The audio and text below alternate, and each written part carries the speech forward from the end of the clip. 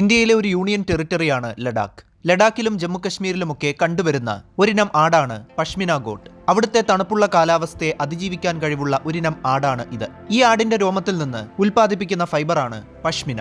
ഈ ആടിന്റെ ശരീരത്തിൽ 2 തരം രോമങ്ങളാണ് ഉള്ളത്. ഇവരുടെ ശരീരത്തിന് പുറത്ത് കാണപ്പെടുന്ന നീളമുള്ള പരിപരുത്ത ഗാർഡ് ഹെയർ എന്ന രോമമാണ് ഒന്നാമത്തേത്.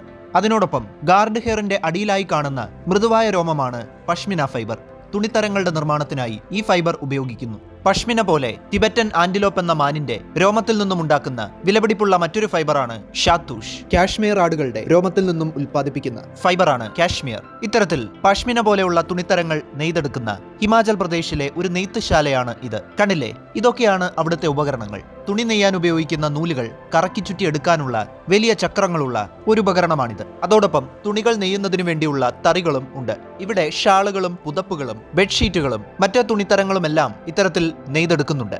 എത്രമാത്രം സൂക്ഷ്മതയോടുകൂടിയാണ് പല നിറങ്ങളിലുള്ള നൂലുകൾ ചേർത്ത് വെച്ച് നെയ്തുകൊണ്ടിരിക്കുന്ന തുണിയിൽ ഒരു ഡിസൈൻ ഉണ്ടാക്കിയെടുക്കുന്നത് എന്ന് കണ്ടില്ലേ. നൂലുകൾ ഒരു പ്രത്യേക ക്രമപ്രകാരം കൊരുക്കുകയും ചേർത്ത് വെക്കുകയും പൊട്ടിച്ചെടുക്കുകയും എല്ലാം ചെയ്യുന്നു.